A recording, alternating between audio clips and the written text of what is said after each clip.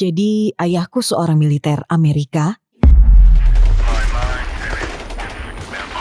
Komandan ayahku mendatangiku dan dia bilang, kami ingin kamu menjadi anggota grup ini.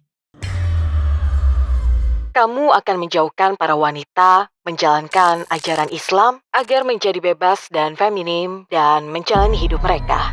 Untuk melakukannya, aku harus baca Al-Quran dan membaca hadis dan aku jatuh cinta dengan Al-Quran. Malam hari aku berkumpul dengan umat Kristen yang kebanyakan Yahudi. Mereka ajarkan Al-Quran dan hadis dan cara memainkannya.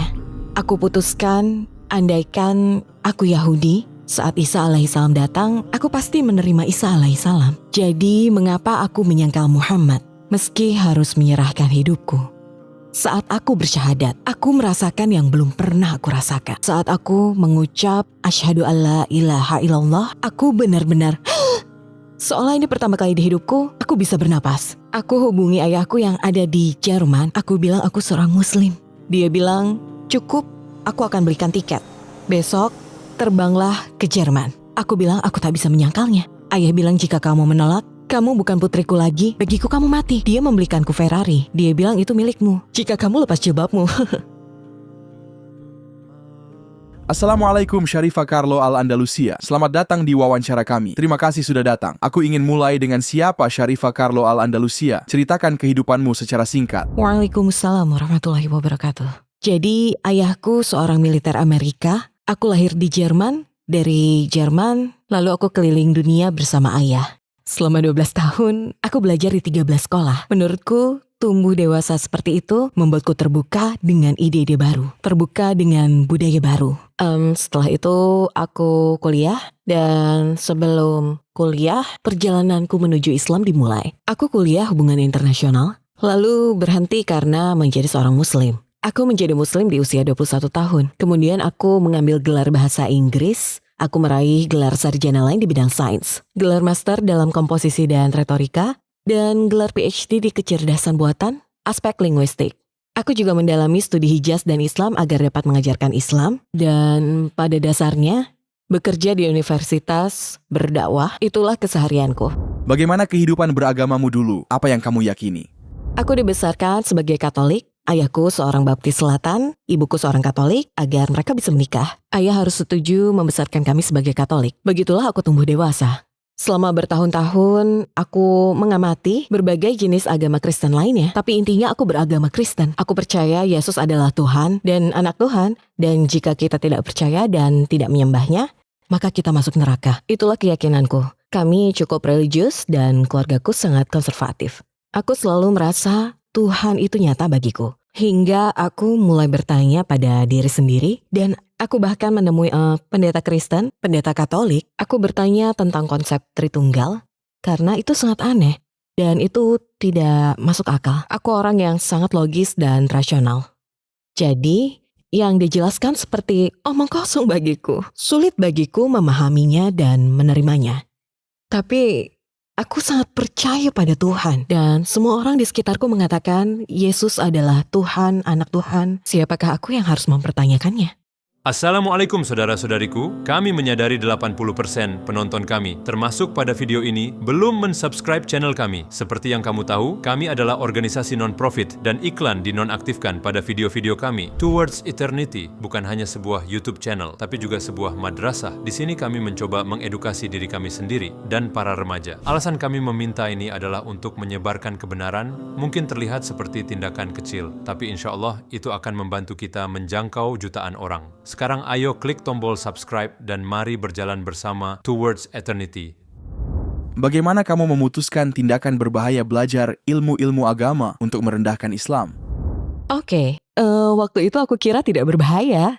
Dan di sekolah menengah, komandan ayahku mendatangiku dan dia berkata, kami kenal keluargamu, kami tahu posisimu, kami tahu kamu hebat dalam berdebat dan berbicara dengan orang-orang meyakinkan orang lain dan nilaimu bagus dan kamu Kristen yang taat. Jadi kami ingin kamu menjadi anggota grup ini dan kamu akan menjauhkan para wanita dari mengamalkan ajaran Islam agar menjadi bebas dan feminis dan menjalani hidup mereka. Jadi yang ada di pikiranku hanyalah wanita-wanita malang ini. Aku benar-benar tidak tahu apa itu Islam.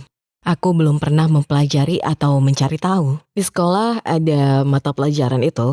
Di buku sekolah menengah dikatakan Muhammad menderita epilepsi dan menderita serangan epilepsi. Dia sering mabuk. Hanya ada cerita mengerikan yang tidak benar. Jadi aku tidak tahu apa-apa tentang Islam. Aku pikir wanita muslim itu terbelakang. Mereka tidak tahu kehidupan sebenarnya. Dan itulah yang memotivasiku. Aku ingin memperbaiki dan selamatkan mereka. Mereka tahu menjauhkan orang-orang dari Islam itu sangat sulit. Tapi membuat mereka lemah itu mudah. Aku ingat pernah mengobrol dengan putri seorang jenderal lainnya. Dan itu terjadi pada tahun 1970-an. Saat Iran mengambil alih kedutaan Amerika dan mereka menahannya. Aku bilang, mengapa ayah kita tidak pergi ke sana dan hancurkan semuanya? Dia jawab, aku juga menanyakan itu pada ayahku semalam.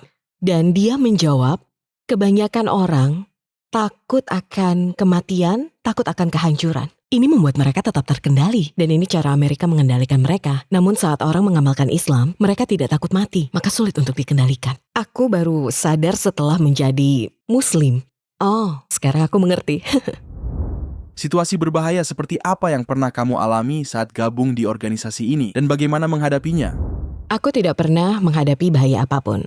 Bahkan aku belum selesai dengan mereka. Saat itu di tahun ketiga aku kuliah. Dan saat masih kuliah, aku belajar tentang Islam di malam hari dan berkuliah di siang hari di hubungan internasional. Malam hari, aku berkumpul dengan umat Kristen yang kebanyakan orang Yahudi. Mereka ajarkan Al-Quran dan hadis dan cara memainkannya. Misal di Al-Quran dikatakan untuk berhijab hingga menutup dada. Ya, tapi tidak tertulis di kepala, hanya tertulis di dadamu. Jadi jika memakai selendang, itu sudah sesuai Al-Quran. Bagi yang tidak tahu banyak tentang Islam dan tidak tahu wanita dulu sudah menutupi kepala mereka dan hanya memperbaiki hijab. Bukan karena tak perlu menutupi kepala, akan mudah menyesatkan mereka. Jadi ini yang mereka ajarkan.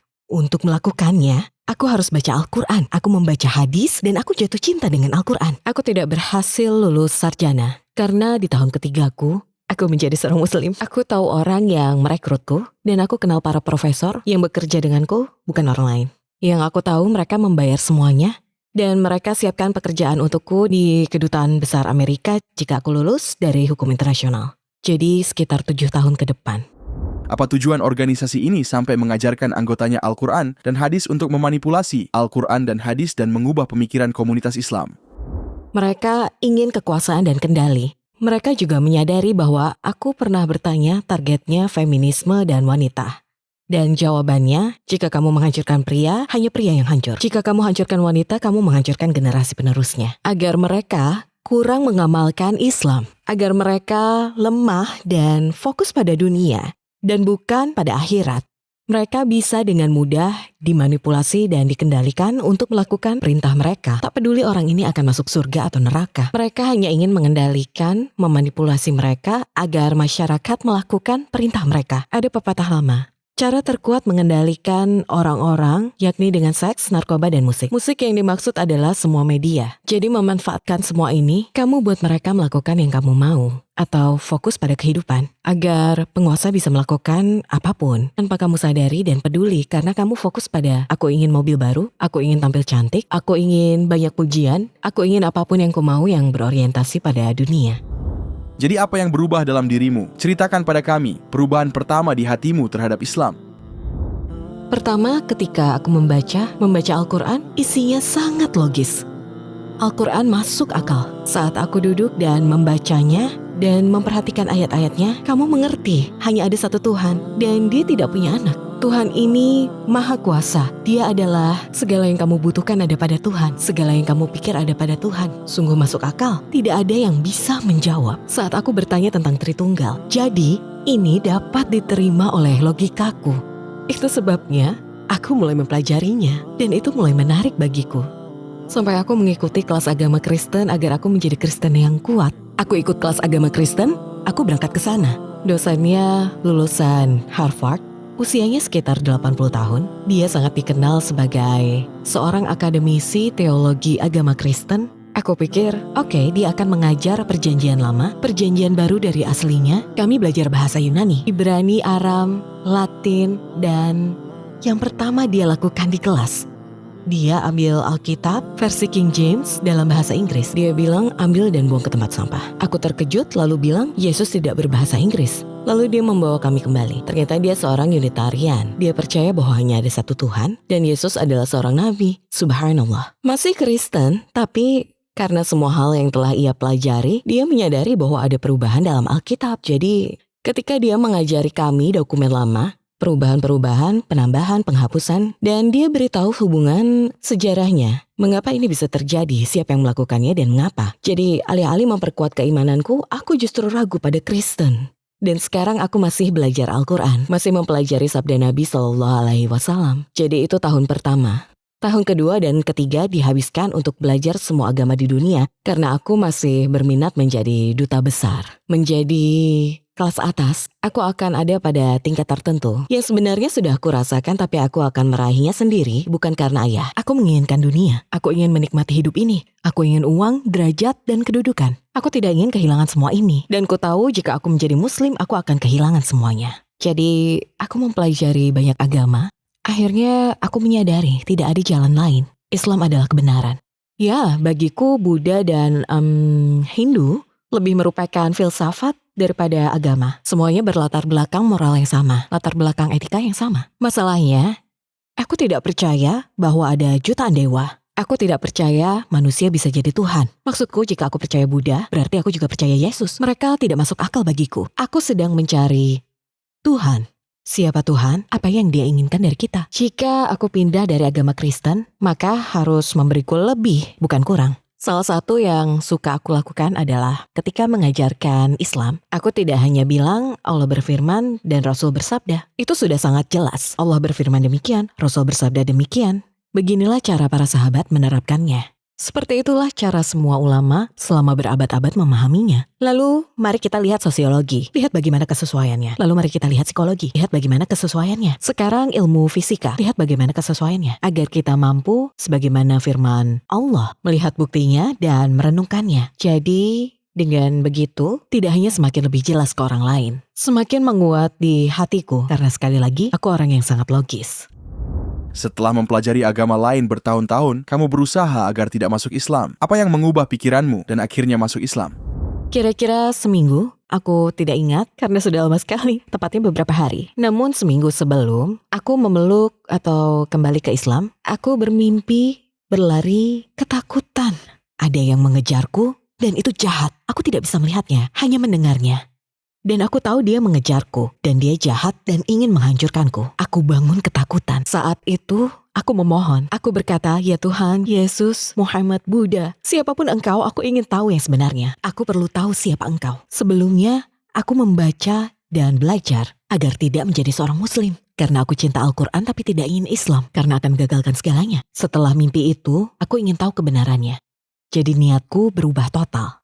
Saat itu terjadi, dalam waktu seminggu, aku mendapat telepon dari seorang mahasiswa di kampus. Bagaimana dia tahu nomorku hanya Allah yang tahu. Dia bilang, karena aku biasa menanyai orang yang aku temui, orang muslim. Dia berkata padaku ada sekelompok orang di sini. Mereka berkeliling Amerika. Dan aku ceritakan tentangmu, mereka ingin bertemu denganmu. Aku setuju untuk bertemu mereka. Masya Allah, pria itu namanya Namatullah. Usianya lebih dari 80 tahun. Jenggot putih besar, tidak ada rambut hitam sama sekali, hanya berambut putih, tapi sangat cerdas. Dan aku bertanya, dan dia memberitahuku, tidak dalam Alkitab mereka mengubah ini. Tidak, ini sebenarnya ditambahkan dan sebagainya. Seperti yang dikatakan oleh dosenku. Setelah itu, aku mengerti. Kebenaran ini tak bisa kusangkal. Terus menyangkalnya. Dan sekarang masuk akal dan logis. Dan itulah yang meyakinkanku saat itu.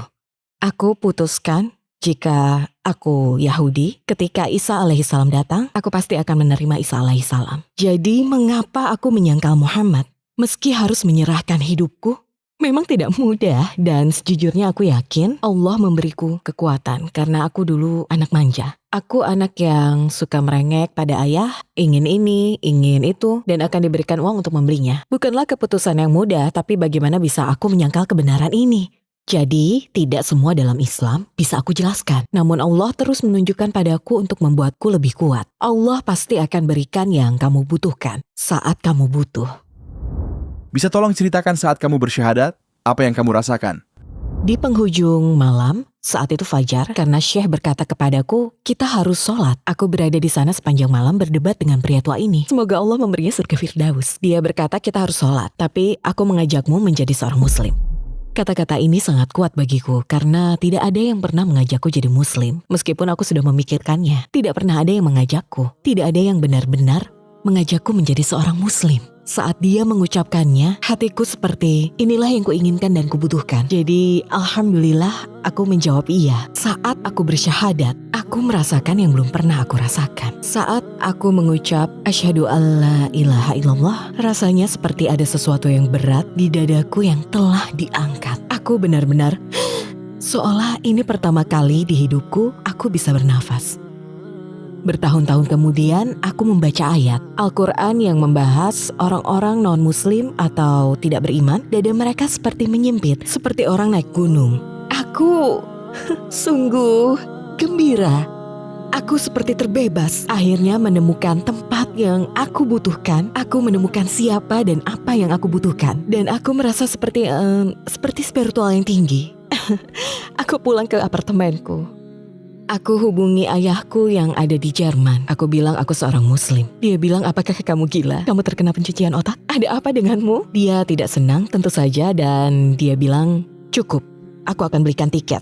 Besok terbanglah ke Jerman. Aku bilang aku tidak mau. Aku bilang aku tak bisa menyangkalnya. Inilah kebenarannya, aku tidak bisa menyangkal. Dia benar-benar mengirimkan tiket padaku. Dikirim ke rumah keesokan harinya. Dan dia berkata, jika kamu menolak, kamu bukan putriku lagi. Bagiku kamu sudah mati. Dan demi Allah, hanya karena Allah, sehingga aku bisa bertahan karena aku sangat dekat dengan keluarga. Namun, hanya karena Allah, karena aku lemah. Aku tahu bukan orang yang kuat, tapi Allah memberikan yang kamu butuhkan. Keluargaku pada dasarnya patuh pada ucapan ayah. Aku ditinggalkan, aku dikeluarkan dari kampus, aku ditelantarkan. Alhamdulillahirrabbilalamin. Tahu-tahu aku anak nakal dan manja. Aku punya mobil Camaro merah cherry dan masih baru. Aku menjualnya dan hidup dari itu selama tahun berikutnya. Karena aku tidak bekerja, kuliahku tidak selesai, ayahku tidak mengakuiku, saudara-saudariku, bibiku, kami tidak berhubungan lagi. Terlebih lagi, subhanallah, entah siapa ada di saat aku terpuruk. Aku tak pernah bercerita tentang masalahku. Tidak pernah cerita, keluargaku tidak mengakuiku. Tapi saat aku turun menuju kotak suratku, aku tinggal di atas. Aku kadang menemukan amplop berisi uang. Aku tidak tahu dari mana asalnya. Aku berasumsi komunitas muslim mungkin berpikir wanita ini membutuhkan bantuan. Sampai sekarang aku tak tahu siapa yang memberikannya. Tapi alhamdulillahirrabbilalamin. Sungguh sangat membantuku. Mengapa kamu dikeluarkan dari universitas?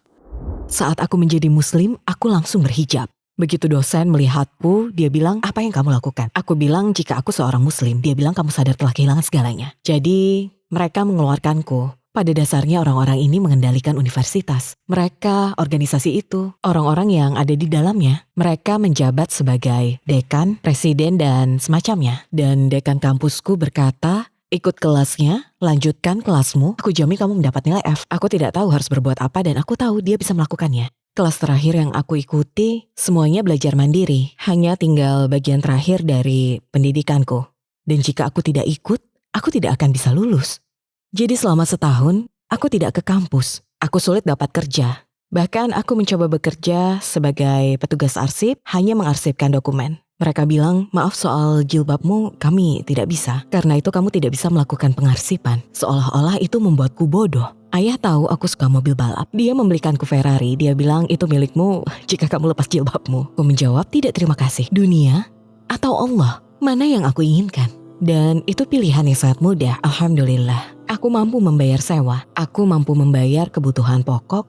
Namun, pada akhir tahun, itu sebabnya sampai hari ini aku tidak suka pasta dengan saus merah.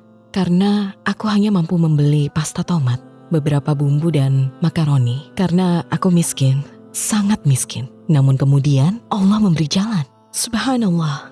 Ayahku saat itu sedang berada di Puerto Rico. Dia komandan pangkalan di Puerto Rico. Dia menelponku dan berkata, ada bahaya yang mengancam nyawa kita semua yang bekerja di gedung militer dan federal di sini. Semua posisi ini dan keluarga mereka diancam oleh sekelompok orang yang ingin Puerto Rico merdeka. Jadi ayah menelponku dan berkata keamanan akan datang ke rumahmu dalam waktu 1 jam. Dia kirim seorang marinir untuk berjaga di rumahku. Setelah itu aku di sana selama beberapa hari. Lalu dia menerbangkanku ke tempatnya berada di rumah kami di Carolina Selatan. Dan dia menerimaku kembali saat itu. Aku tidak menyalahkan ayahku. Jika kamu cinta seseorang, dia mencintaiku, aku putrinya. Kamu ingin menyelamatkan mereka dari yang kamu anggap sebagai kesalahan.